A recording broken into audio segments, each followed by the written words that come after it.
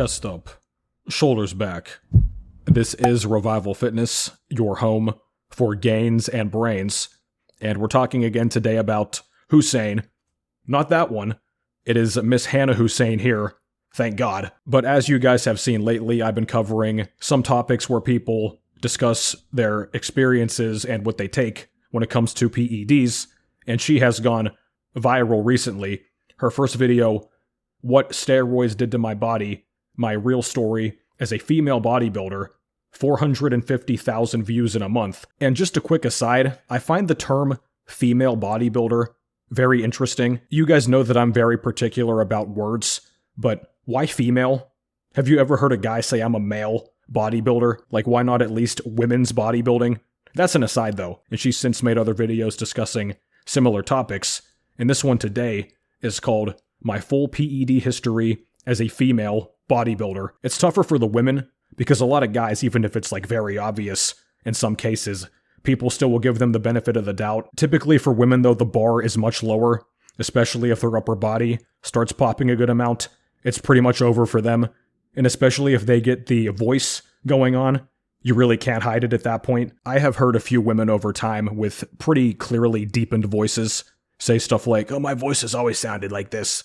And it's like, okay, sure. But once again, we're going to get some inside information here as to the reality of this situation. As I've tried to tell you guys, it's not simply the biggest bodybuilders and the pros and a couple influencers and pro athletes that use PEDs. This is everywhere, all over the world. And a lot of guys think too that it's only men. It's tons of women as well, guys. I know a number of women myself who have or currently use PEDs. I know some of them that were taking stuff well before their first show, but something that I can definitely see, in spite of the use, her skin looks damn good. I think she uses the partner of today's video, Geology. Geology is a 41-time award-winning skin, hair, and body care company that creates simple and effective routines designed just for you, with simple ingredients that are clinically proven to work. I'm sure as you know, the ladies usually have their skincare in very good order. They've got an entire counter full of products. You see that as a guy, you're totally lost. You don't know where to start, even if you want to. Geology takes all of the guesswork out of the equation. Committing to better skin does not have to be difficult. And Geology has got anything you need, no matter your goal. Whether it's acne, dark under eyes, wrinkles on the face, redness, that is my biggest one, and I think mine has definitely improved using their products the past number of months. They've got you covered. To get started, it's very simple.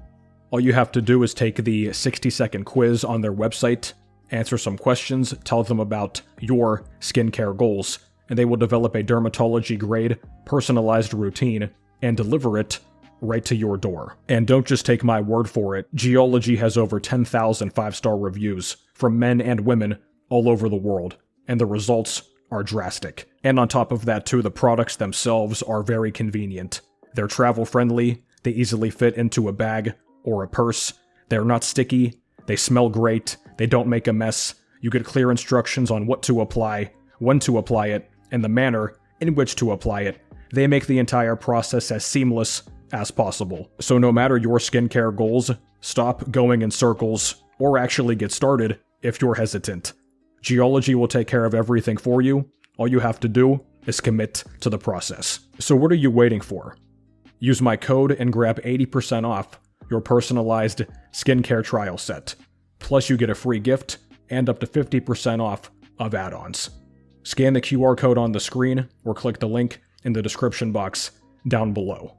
Trust me, your skin will thank you. You guys ready for this? Because I don't know if I'm ready for this. I know y'all are ready for this. So right off the bat, when it comes to the voice, as far as I know, there is still not any real remedy for that. I guess you can be extremely conscious of how you speak all the time and kind of alter it, but I'm sure that gets very annoying, and you're inevitably going to slip up at some point. This is the video that I wish existed before I got into bodybuilding. I also want to explain that I could not find pictures of me before I started steroids. I didn't start posting on social media until 2013, which is when I did my first show. My first cycle was before that. So my first cycle was not for a show. As I alluded to in the beginning, and she said 2013. So she's been using, I don't know if it's off and on or consistently for, 12 years now? I didn't start officially bodybuilding and or competing until my second coach. So first coach, I was just obsessed with becoming hypermuscular, and that is where our story starts. My first cycle. I don't actually know what it was. Oh boy. Well, this is going to be interesting, but you guys got to understand, in the general gym scene, people just start taking things. And oftentimes they have no idea what it actually is. They might get the dosing wrong. Like they think they're taking, say, 200 milligrams. They could be taking way more than that because they don't even know how to do the math on the syringes right. My coach at the time put me on what he said was Anavar. Looking back now and knowing what I know now, I know that was not Anavar based off the symptoms, the fact that it was an injectable. Oh, Jesus Christ. I don't know if there is injectable Anavar, but Anavar's typically like a little pill or a tablet. So, yeah, she didn't know better. Just believed what the guy said. That's how this type of stuff goes. You just, okay, he said so, and you have no real defense or knowledge otherwise. And some of the side effects that I got from it. What he really gave me was either testosterone or Tren. So Anavar is one of the more woman-friendly compounds. Test and Tren are definitely not. Which is more what I think it really was, is 5 times more androgenic than testosterone. It's known as one of the most powerful anabolics in bodybuilding.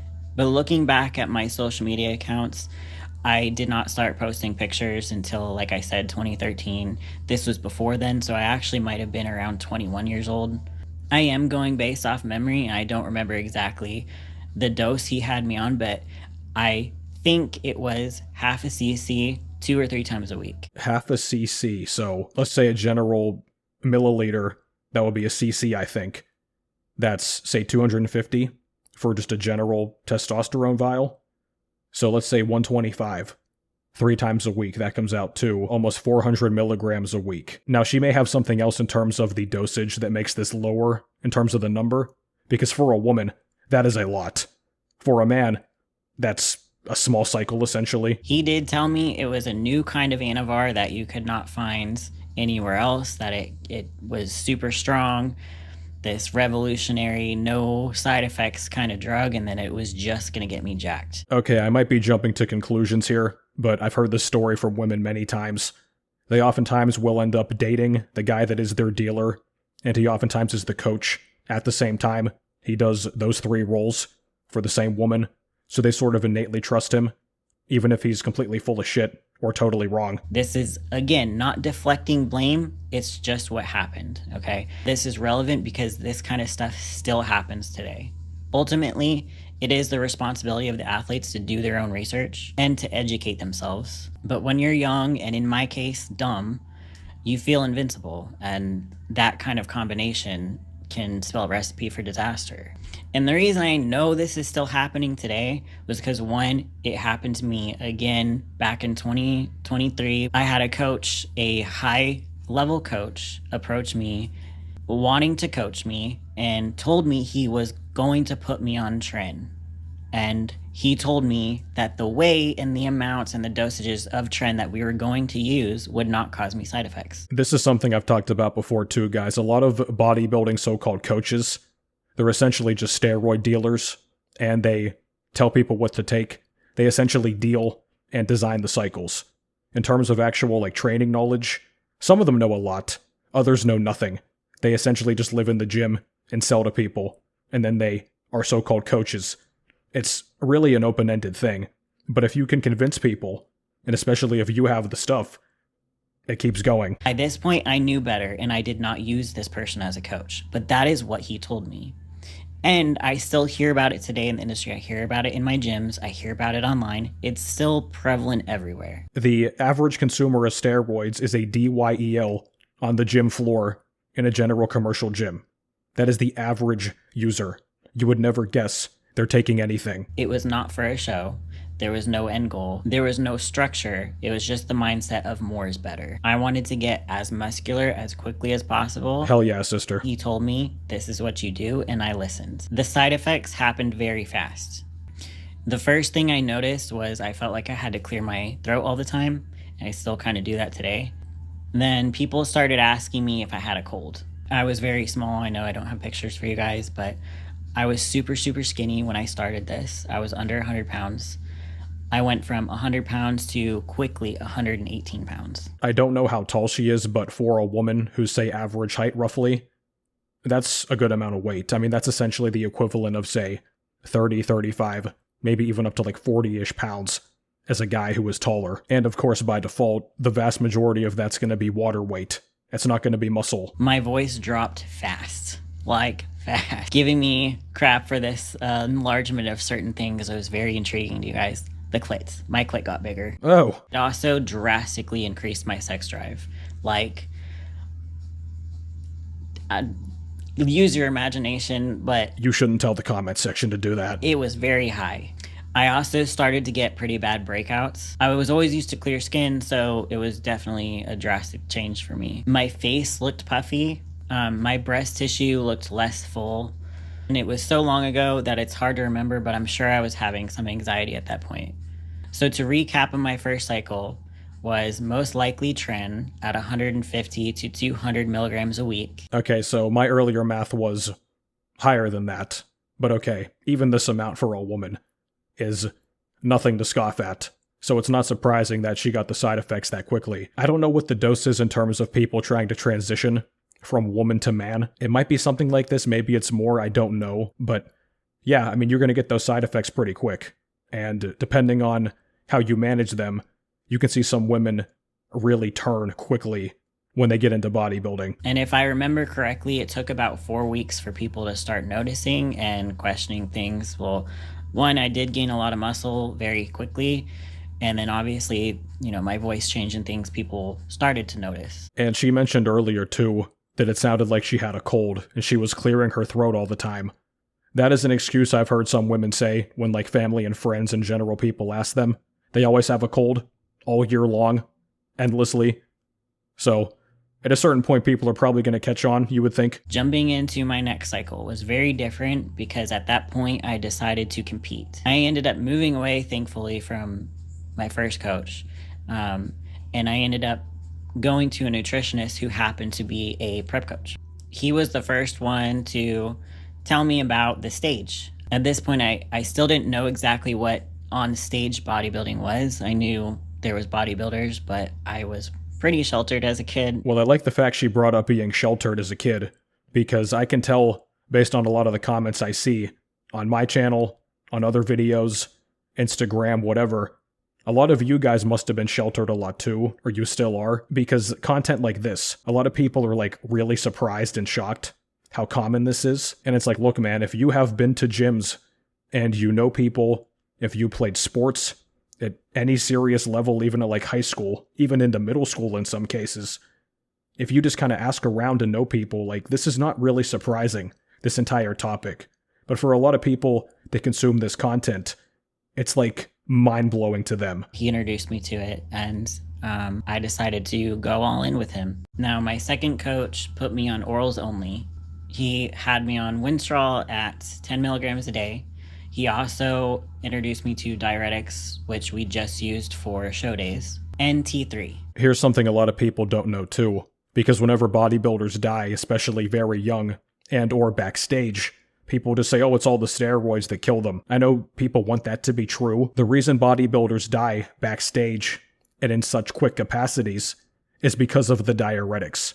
They get severely dehydrated. If you get very dehydrated, especially at a low body fat and not consuming much water, like a bodybuilder, yeah, you could die fast. My very first show was in July of 2013. Now this physique right here, people will look at this and say, oh, she has to be natural or clearly natty attainable.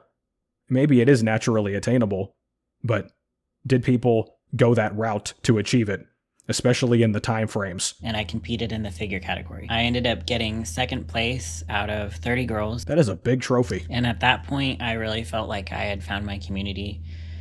Even some of the judges came up to my posing coach afterwards and were asking about me and asking where I came from. But that in itself was very addicting. I felt like I was in the right place. What she said there is very, very key.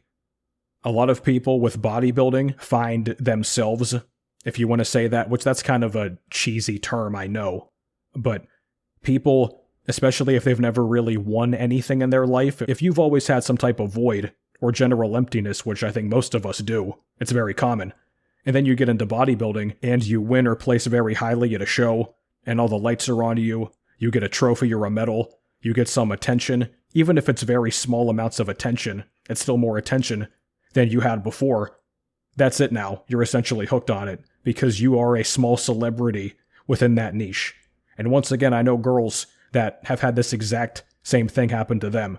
They basically have told me they felt like dead inside until they did their first show, especially if they win, and then it just changes their life, or at least they perceive it to change their life. And if you're a competitive person too, regardless of that, you always want to improve.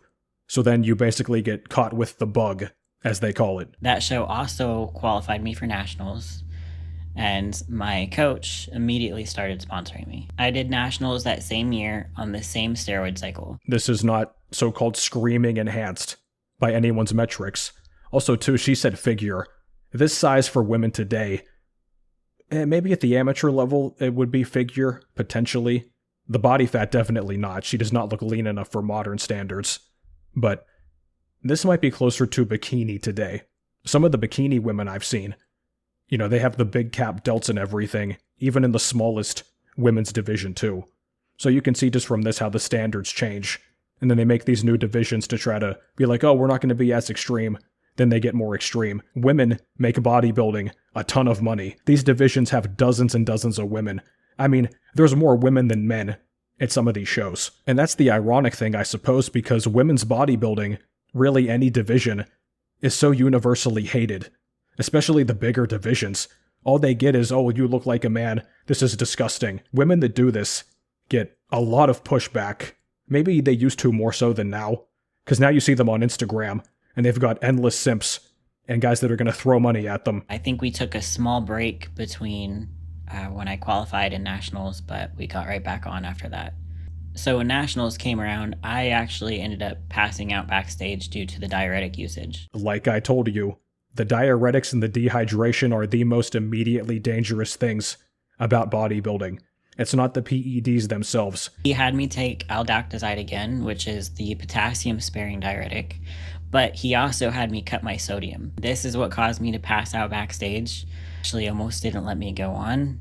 The side effects from that cycle, because I was already pretty virilized, meaning I had already experienced side effects, I didn't notice much physically. I did notice that I was having more depression issues. I did lose my period, but also my calories were super, super low at that point. And the diuretic could have killed me, plain and simple. And keep in mind, this is for a woman in the smaller division. And the one woman died recently backstage from the same thing. She was many weeks out from competition as far as I know. I think Jody Vance, is that her name? I'll put up something on the screen to confirm. But she was many weeks out. And I guess she was trying to get such a head start on prep and get that ripped in time. She died of the same thing. There were some other women a couple years ago too. I think both of them under the coaching of the same guy. He's like a well-known coach at the pro level. They both died backstage from the same thing. So to recap on that second cycle, it was 10 milligrams of Winstrol a day, which comes out to 70 milligrams a week. And then I was on T3. I believe I got up to 30 or 35 micrograms. I then took a break from competing between the years of 2014 and 2016. I was still lifting, but I was no longer competing. In 2016, I got with my third coach, and he's probably the first one that I would consider a good coach. Before he let me do anything, he had me get blood work, which showed low T, low testosterone, and that's when I got with an endocrinologist for the first time. It also showed hypothyroidism, which was probably due to T3 abuse. That is something now that has become much more common in the community. People do the so-called health phase. And I see bodybuilders post about this. They're like, oh man, I'm in my health phase, and they put some eye roll emoji, or they make some sarcastic joke, because that's when you're not taking anything, and you get your bloods done, and then you confirm everything is in range, right? Then you get the green light to start blasting again. My endocrinologist at the time prescribed me 8 milligrams of testosterone. I still remember my lab showing a 7 for my testosterone at the time, so they did give me HRT. In addition to the 8 milligrams of testosterone per week, he put me on 15 milligrams of Anavar, and eventually we got to 50 milligrams a week of NPP. Anavar is one of the most commonly used oral steroids for women. It's known for promoting lean muscle mass. NPP is a fast-acting version of the compound nandrolone. I like how she keeps cutting the video when she looks to her screen to read her notes. My side effects for this cycle was I went from about 118 pounds to 130. Also keep in mind that my diet changed pretty drastically at that time too. I noticed maybe a little bit more hair loss. I did get my period back at this time, but my other side effects either remained or got a little bit worse. I have known more than one girl who takes NPP, and this was before the first show. I mean, guys, I know a woman before her first show at the amateur level. She was taking, I think at the top of it, like 3 or 4 things. And she was taking insulin too, pre and post-workout. I was on Anavar, 15 milligrams per day, which comes out to 105 per week. Testosterone was at 8 milligrams per week, and then eventually NPP came in at 50 milligrams per week. So the highest I went with this coach was 163 milligrams. We would cycle on and off Anavar, but I stayed on my test this whole time. I did several shows with this coach, and I did pretty well. Yeah, she has noticeably more muscle at this point.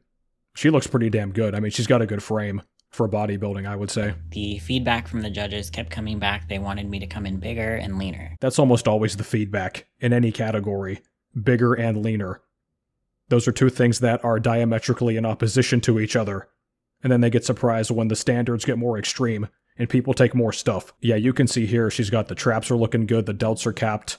Her chest looks very full. And of course, me being me, I wanted to be bigger and leaner. So at that point, that is when we added the 50 milligrams of NPP per week. But the feedback was still to get bigger and leaner. What I really respected about this coach was he straight up told me he was not comfortable doing the things that he thought would be required to get me to where the judges wanted me. The judging is what really drives the inflation of the physiques and the standards. Because people say, we want more realistic physiques. Well, if that's actually the case, the judges could allow that to happen and reward that, but they don't.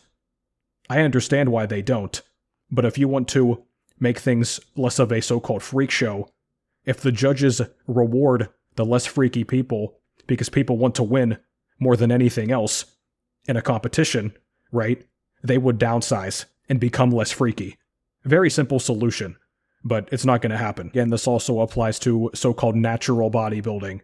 The natural competitors are ripped beyond comprehension at the highest level. They're grotesquely lean. It is not something most people find appealing at all. Most people find it disgusting. And most guys, they're never going to be able to get there, even with tons of steroids and cutting compounds. It's out of control. So this applies to bodybuilding as a whole. And he encouraged me to find another coach. Well, props to that guy for being honest about it.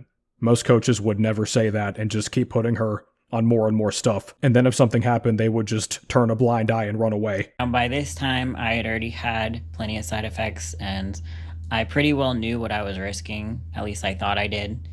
So I started looking for coaches that were coaching women where I wanted to be, which was the Olympia stage. I ended up getting with a very well-known coach in the industry. He had tons of Olympians, and he immediately gave me a huge discount when I signed with him. And I want to add a note here that most coaches have incentive to get their athletes as freaky as possible, especially the ones they see potential in. The more impressive you look, the better they look as a coach. And for a lot of these coaches, all it takes is one standout competitor. You get the pro card very quickly, you have like a crazy showing and you dominate, and they will have money forever. Because whether it's guys or girls, in this case, say the girls, they see the one girl that's like, oh my God, she looks so crazy. They will all flock to the given coach. And at the highest level, a lot of these coaches have multiple people on the Olympia stage at the same time, sometimes in the same division. Combine that with an athlete that's willing to do whatever it takes, and you can see why there's so many deaths in bodybuilding. And that's why sometimes, not all the time, but sometimes coaches giving you special treatment can be a red flag. I started with this coach in 2019. I did my first show with him in October of 2019. This was my first cycle with him, my first cycle that I actually have in writing because we communicated over email. This was also the first coach that I used that was not in person. Okay, so I'm not going to name drop here, but based on what she just said and the layout of that email, I think I know with 100% certainty who this coach is, because I've met a girl who showed me her emails from her coach. They look just like this. And if I am correct, this is the same guy that coached the 2 women I mentioned earlier that died backstage. I also switched from the figure division to the physique division at this point. 16 weeks out, we started on 10 milligrams of anavar per day, 50 milligrams of NPP twice a week, and then that went to anavar increased at 8 weeks out, 15 milligrams daily. That's also when we added in Novadex every 12 hours. Every 12 hours? Jesus, I believe Novadex is an aromatase inhibitor. So if prepping for a show, I guess the main thing there is to make the look drier and kind of keep the water down and or out of the body and sort of harden up. But that can be dangerous in its own right, like really dropping your estrogen down. One of the biggest ones being joint health. So if you drop your estrogen really low, that's one of the reasons a lot of the biggest guys may get injured. Beyond the fact that their muscles outpace their joints and tendons and connective tissue, if they also tank their estrogen, their joints get weaker on top of that too. And then you have all this muscle, you can lift really heavy, but the bones and joints can't keep up. Snap. 4 weeks out, my anavar increased to 20 milligrams daily. We started Winstrol at 10 milligrams daily, and I continued to use 20 milligrams of Novadex. He did have me on diuretics. He had me on aldactone at 25 milligram tablets and diazide at the same dosage. So 2 diuretics at a time. Yeah, so they're going for the really pro level Olympia caliber dryness and level of body fat. I mean, in general, that's extremely hard to do, but especially for women, man. That's a hell of a challenge. The diuretics were not used until a couple days out from the show. So from 16 weeks to 18 weeks out from my show, I was on 10 milligrams of anavar a day, 50 milligrams of NPP twice a week, which comes out to 100 milligrams a week. That total was 170 milligrams a week. 8 to 4 weeks out, I was on anavar at 15 milligrams a day, so 105 a week. NPP stayed the same, Novadex stayed the same. And then the final 4 weeks, I increased anavar to 20 milligrams a day, which came out to 140 a week. Winstrol came in at 10 milligrams a day, so 70 a week. NPP stayed the same, Novadex stayed the same. Basically titrated up everything going into the show, which makes sense. So now we're at over 300 milligrams a week of anabolics in general. And for a woman, yeah, that is a considerable amount. I'm sure plenty take much more than that. He also had me on Clen and T3 at this time. The side effects from this cycle, I went from 130 pounds to 140. At this point, I had very noticeable hair loss. That's when I really started to notice it. I had loss of facial fat volume. I lost my period again. And my sex drive was dumb, like through the roof. I did come off all compounds in the off season after that cycle. I did end up winning my show. Then I believe COVID hit and I didn't compete again until 2021. And this next show, we decided to go full on into the bodybuilding category. So from figure to physique to bodybuilding. So she's now at the biggest overall size in terms of division. But we decided to go into the bodybuilding category per some of the judges' feedback from my last show. And also my lat spread being a very dominant pose for me, which is only in bodybuilding. And at this point, I was all in bodybuilding. I was making a living off of it. My whole life was dedicated to bodybuilding. Our next cycle was a lot more extreme than anything I had done. We started out at 20 milligrams of anavar per day, 10 milligrams of Winstrol a day, Remedex, which is another estrogen blocker, and Novadex starting at 8 weeks out. He also put me on some other injectables at this point, which was Primobolan at 200 milligrams a week and Mastron every third day. Between orals, 210 milligrams between anavar and Winstrol, And then between the injectables, Masteron and Primobolan was 325 milligrams. That's a lot of stress on the liver. That many milligrams of oral anabolics. So going into a show, I mean, that's just what happens. There's no way to really avoid it. But if you're somebody now that does a lot of oral anabolics, or just in general, but especially orals, and you like to go drink all the time, not a good idea. Your liver's going to turn into roadkill, especially if you like to have a lot of sugar on top of that. God bless you. Which brings the grand total to 535 milligrams. And for those who are well versed in PEDs, you are either cringing or you're not surprised. I got up to 160 pounds. Yeah, her lat spread does look good. I mean, her frame overall, I say is solid. It looks like her waist is on the smaller side. The potential's there. And even if you don't place first all the time, if you get sort of close, you just keep chipping away. And all the time you spend already, it's like, why stop? Even with the side effects, even if you know it's not good for you ultimately, you're in too deep. My hair was officially done. It looked nothing like it did before. I'm half Lebanese and half Italian, and it was totally, absolutely not the same. I had bad anxiety, and my sex drive was just off the charts. Insane, couldn't focus. And this show, I missed my pro card by one placing. 2022 and 2023 was my prep for when I did get my pro card. We did the exact same cycle, except we added in Clen right away. And then, of course, there was the Arimidex, Novidex, Clen, and T3. Now, this is where things changed a little bit for me. I decided I was not willing to do diuretics again. Even if that caused my coach at the time to not work with me, we had gone back and forth on me not wanting to do diuretics and him really wanting me to. Okay, let's read what she said. I really feel like it wouldn't improve my look. If anything, it will definitely make it harder to get productive workouts. I've never had a better look with diuretics. I am more than willing to push through. If you want me to up my cardio and completely cut out carbs, I can handle that.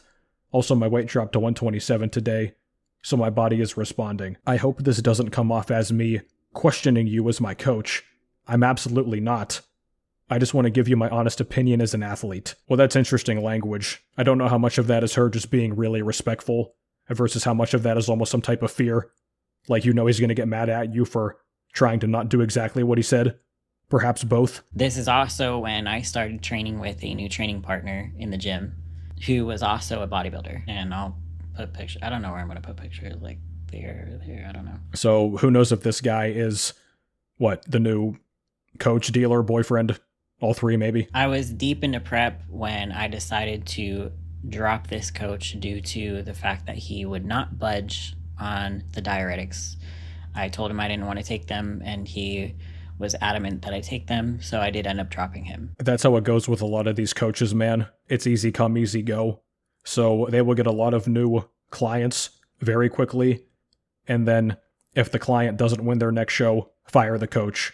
If it's a disagreement like this, the coach says, take this, this, and this. The client says, I don't want to take that given thing. The coach drops them. It's very fast turnover, and it just doesn't stop. I know a girl, she has went through, I think, 4 coaches, and this was all going into her first show. Like, prior to stepping on stage for the first time, she had reached her 4th coach. It's always some bullshit. I had a brief period with a high-level coach that wanted to coach me. He actually flew down to where I live to train with me. He offered to coach me for free, but ultimately I didn't end up using him either because he wanted me on Tren. Like, see, I'm getting smarter. And my training partner at this time saw all this firsthand, and he agreed to coach me for the last 8 to 10 weeks. I was right about at least one of those things. He is now the coach. This prep. We discussed my prior cycles. Yeah, her frame is excellent, man. And he asked me what I was willing to risk, and of course what my goals were, which he was the first coach that actually asked me what I was really willing to risk. That cycle changed mid-prep to test at 24 milligrams a week, NPP at 30 milligrams a week, Primo at 60 milligrams a week, and then Anavar at 10 milligrams a day. So that came out to a total of 184 milligrams a week. She's in the biggest division now, and she's at, what, a fraction of the dosage of the last guy. He immediately dropped my Clen, Arimidex, Novidex, and cut my T3 back to 20 micrograms a day. I did end up getting my pro card this time around. Oh, there you go. After I got my pro card, I went into a 6-week health phase. I was just on test. And during that time, my coach at the time / training partner, we did start dating. Did I tell you guys or did I tell you? Revival was right, again. We decided that it was probably better that I get another coach. Well, I understand that because that has a lot of potential avenues of stuff you don't want to deal with, right? So that makes sense. Now that said, a lot of couples still do have the coaching dynamic like the man coaches the woman, but as if many relationships weren't already rocky enough, you've got the bodybuilding dynamic, the steroid dynamic, and the coaching dynamic, and she's not winning the shows. That could get really ugly really fast. Another very well-known coach who also had Olympians. I also want to note that all of these coaches were doing what I asked of them. I do wish that going into it, I had had more guidance and that coaches were more willing to educate on the risks. And of course, I wish I had done more research, but I just wanted to remind people that they were doing what I asked. Do you remember the guy that I just reacted to? This dude who also took Tren, and he's still a novice, talked about the research, and that was watching MPMD and Coach Greg, and that was all that he did, and he thought he had it all figured out, and you could see his results. Click the video in the top corner. But that's another great example of what the average guy gets out of steroids. She's far beyond the curve. She is more muscular and looks more aesthetic than the vast majority of men that take steroids. And I know this probably seems like a lot to some of you guys, but I assure you this is not uncommon in this industry, even for women. Correct. I've spoken to tons of pros on very similar cycles. So here is my last full cycle. 210 milligrams of Primo a week, 60 milligrams NPP. Keep test C at 7. Okay, that's the HRT dose. And I want to stress that TRT is not natural, it's still enhanced. But most people in the pro bodybuilding industry do not consider it an actual cycle. Only TRT. As I've talked about before, guys, that is the ultimate out now. To admit that you take stuff, oh, it's only a little TRT, bro. These guys are full on blasting. They're taking 5, 10, 15 times the amount of actual TRT. Totaling 277 milligrams. My side effects were my hair was thinner than ever at this point. I was getting regular breakouts. I had full-blown cystitis symptoms, meaning pain pretty often. I got my labs done in the middle of this cycle, and it showed my estrogen at sub 15, which is so low for a female. I have gotten my labs done consistently ever since 2016, and my estrogen had never been that low before. In fact, I was talking to another pro, and they were telling me about all their symptoms they were having, but they were still posting online for their sponsors. And that's not a dig, I completely understand that. It just goes to show the reality of this person was really, really struggling with the symptoms that they were having, but they were acting like everything was fine on social media. Yeah, that's seemingly everybody. But it's easy to forget that what you see on social media is not reality. Oftentimes it's very different, and that can apply in so many ways. At this point, I did end up seeing a urologist who did a bunch of tests. They ruled out anything bacterial or structural that could have been causing my pain. I was honest with him about my PED use, and he yelled at me. You know, what good is that going to do? Especially in hindsight. Why did you do that? It's like, okay, well, are you going to go back in time and stop her? It helped me, ultimately. He theorized that exposure to androgens over time caused thinning of the lining of my bladder, and that's why I was having pain and inflammation. Now, this of all things is what stopped my PED use completely, and that includes testosterone. I did stop testosterone for a time until it actually got too low and I started experiencing some depressive symptoms. Yes, testosterone can be too low in women, that's a thing, but this leads me to now, where I am now. I am back with the coach that got me my pro card, the one that was also my training partner. I've been off everything except for TRT for about 8 months now. So right now I am currently on 16 milligrams of testosterone per week, and it is being monitored by a doctor.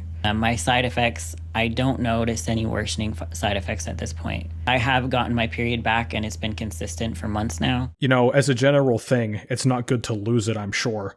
But I've heard some of them say, like, why would I want to have that? Like, what a hassle it must be to deal with that. So I know some women might lose their period, and even if there's other things that kind of come with that in the background, they're simply like, oh, thank God that's gone. I've softened up quite a lot, as you can see here. I'm definitely quite a bit softer and smaller than I was when I was running full cycles. The side effects that I have managed to correct partially or fully, I have had laser hair removal all over my body, basically from like here down. I'll tell you what, I consider that sometimes too. Because if I do fully shave down, it takes so long. It's a total pain in the ass. I like the chest hair and the body hair to an extent though. So I don't want to totally get rid of it, but I get it. And especially for women, that seems like a no-brainer. My cystitis symptoms are almost completely gone. I still have what I call flare-ups when I eat something like spicy. And I'm guessing that's because of inflammation. That's an interesting point too, because a lot of people never draw the connection of what they eat to general symptoms of anything, but general inflammatory things like skin problems. It could be joint pain, digestive issues, whatever it's going to be. There's still an overarching myth, especially in fitness. All of these mindless parrots. What you eat doesn't matter as long as you just hit a given number of calories. I can tell you as somebody who is sensitive to given foods myself, you could change your life by changing your diet once you kind of figure out what is good and bad for you.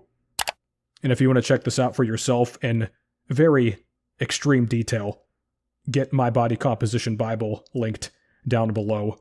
Very in-depth. I've got links to all kinds of research and presentations and information there. Far more detail than anything you've seen about nutrition up to this point. I guarantee you that. I've had a nose job, but that wasn't due to bodybuilding. It was because I had a big Arabic nose and I didn't like it. Yeah, well, that's something else too, man. A lot of the girls in bodybuilding, beyond the steroids, they will get the boob job, like I said. They'll get nose jobs, like she mentioned. Lip fillers, she may mention that too. It's kind of like a whole umbrella of body modification. A lot of bodybuilders too are covered in tattoos as well. She's not, thankfully. I find the tattooed look kind of dumb. Like, if you like them, that's fine, but for bodybuilding purposes, you see some physiques. These people are so covered in tattoos, like a kid's menu at the restaurant. You can't even see their definition. Obviously, my voice, I can maybe get some improvement on it. I do have the option to do vocal training, but I've not started yet, so there's no improvement as of this time. Another side effect I will not be able to reverse without surgery would be the clitoral enlargement, which, if I'm being honest, that's probably the only side effect I would actually choose to keep. Oh! Easy there, ma'am. This is a family show. But I probably will have to be on HRT for the rest of my life. If I go off testosterone, my natural testosterone drops, it bottoms out, and I start feeling like I'm depressed. And I'll also probably have to be on thyroid medication for the rest of my life. I would think that there's ways that you can get those to recover naturally, but I don't know, given her lifestyle and kind of going off and on and stuff, it may simply not be feasible. And maybe at a given point, it may just be extremely hard to the point that it's like, why bother? I do plan to keep bodybuilding, but I will never go back to the high dosages that I've used in the past. Oh boy. Do you want to place a bet on that? Women's bodybuilding if you stay in that division? I'm not saying you're a liar, but this might not age well. And I will never take diuretics again. But I do want to keep bodybuilding for as long as I can. This is a side note, but I actually am really excited about Lee Haney's new organization, if anyone is familiar with that. He's built it off of rewarding shape over size, so I would be really curious as to how I stack up in that kind of organization. Well, that is interesting. It relates to what I said earlier. Maybe it's not going to be as freaky. We'll see what happens with it, but I would not have any grand expectations. I do plan to lean into things like HGH, which does not come without risks, but it doesn't come with the risk of androgenic effects. Because I still have this deep desire or addiction or whatever you want to call it. That's a good question. You know, how much of it is passion versus addiction? Is there a difference between those two things ultimately? To some extent, perhaps. If the thing that you happen to love is bodybuilding, and you're in this route now, you can't avoid it. I mean, if it's drinking for some people, they love drinking. That's their thing, whatever it's going to be. Most hardcore activities, even if they are not like physical, they're not really healthy. If you research these compounds, what it looks like on paper doesn't always necessarily apply to application. Not only from my personal experience, but from talking to other people in the industry as well. The side effects that I've experienced can be vastly different from the next person taking the exact same thing. I still see this all the time. The same mindless conjecture. Oh, if you take steroids, you get hair loss, acne, gyno, big gut, steroid gut as they call it, which is also a faulty concept. But people are not guaranteed these side effects, man. This is one of the components of genetics too. How well you respond to given things, how much you can handle before the side effects really take over and or the health issues. How quality is the stuff that a given person has, because if you have the same drug, but one is kind of cheaply made, and the other is, say, pharmaceutical, or very high quality, like homemade stuff, that could be a big difference too. So there's all these variables, but people love to just say, oh, every single user gets XYZ and dies at 40. That's obviously not the case, but you guys never stop saying it. I've been absolutely lucky in the fact that this stuff has not affected my heart, because for so many people it does. I do go to a cardiologist, and I got a full workup earlier this year after my dad passed, and there was no enlargement. I told him that I've taken gear. I've told him for how long I've taken it for. He, of course, was not happy and told me there was serious risks, but after all of his tests, stress tests, EKGs, calcium scores, all this stuff, I was completely cleared. I also wanted to make sure you guys know that bodybuilding and weight training alone do not cause these type of side effects. I know some of you asked that in the comments, so bodybuilding alone is not going to cause these kind of things. Bodybuilding can be healthy as long as you do it as a natural. Not at a competitive level, no. I know what she means. Just general weightlifting, sure. But natural bodybuilding is still not healthy.